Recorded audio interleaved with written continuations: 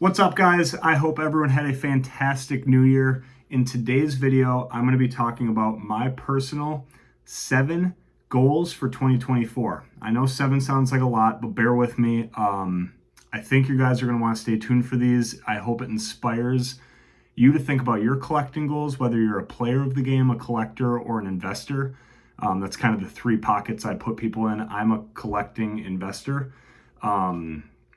And whatever you are, I think it's good to have goals for yourself. This hobby can get expensive. It can also point you in a lot of directions and almost confuse you if you don't have a lane or a niche in the hobby to kind of keep your one-track mind on, if you will. So I'm trying to streamline my 2024. It'll be my first full year back in the hobby since coming back into it in 2023. So I really want to make sure my goals are laid out and that I do everything I can to achieve them. And many of them involved, this channel and different things other than just grabbing cards. So the first goal I have is picking up 5 sealed booster boxes.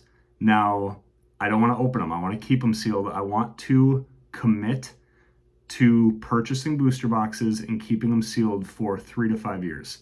I'm targeting Japanese 151.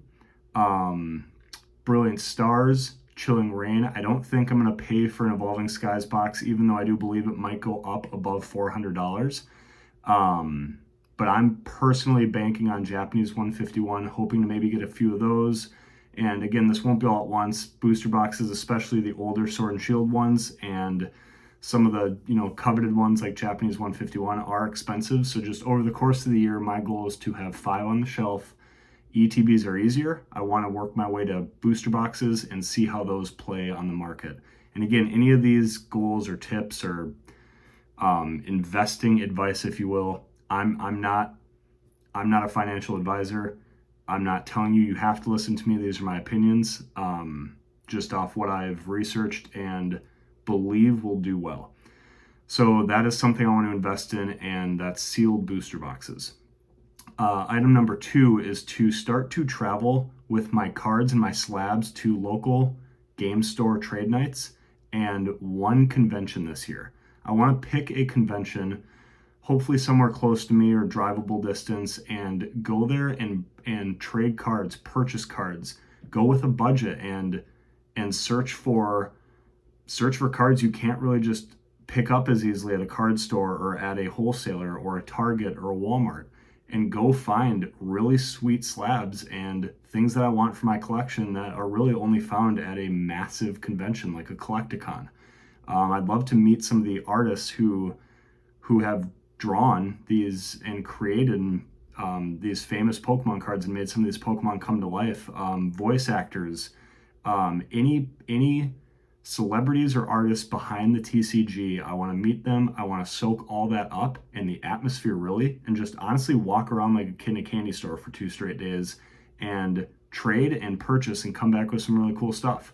And then local trade nights I just think are sweet. I've never been a part of them. I've traded with buddies. I have people over, but to go trade with randoms and both walk away happy, I think is a cheaper way to enjoy the hobby, to almost recirculate your collection instead of always pumping money into new product or slabbed or vintage product you can trade.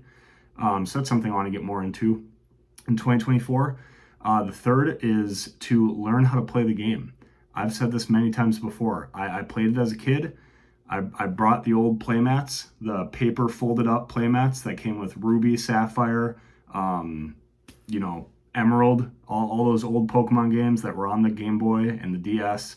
I brought those paper playmats to recess and I played. I've forgotten how to play.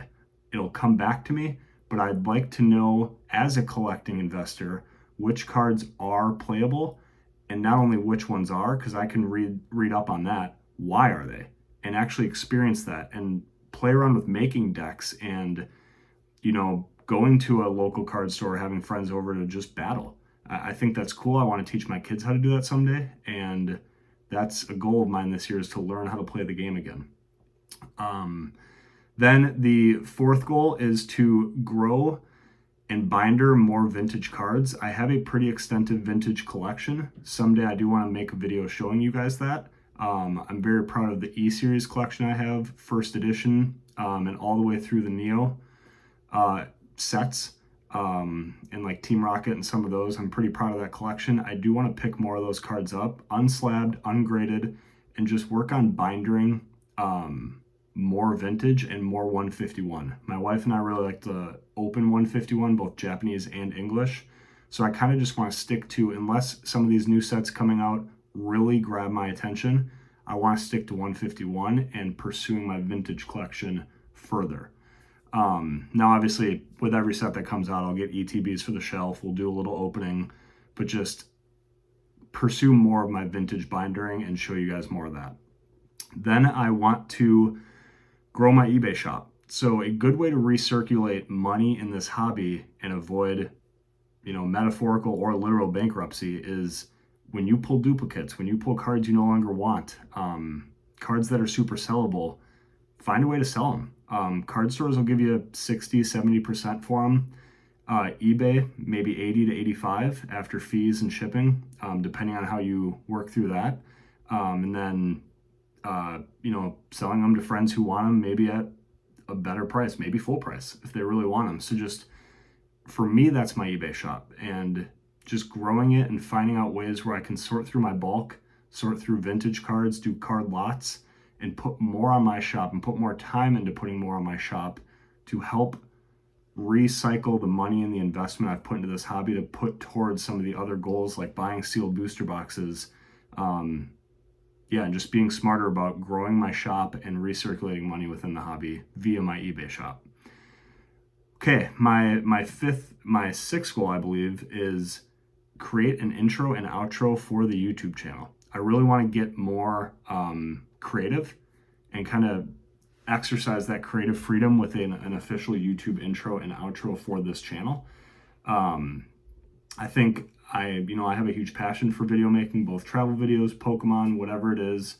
And I think it'd be cool to play around with a intro and an outro for these videos just to see where it goes and have some fun with it. So that's something that I'm just going to put time toward and figure that out. And I think it's going to be a fun digital exercise for me while staying kind of in this hobby and in this lane.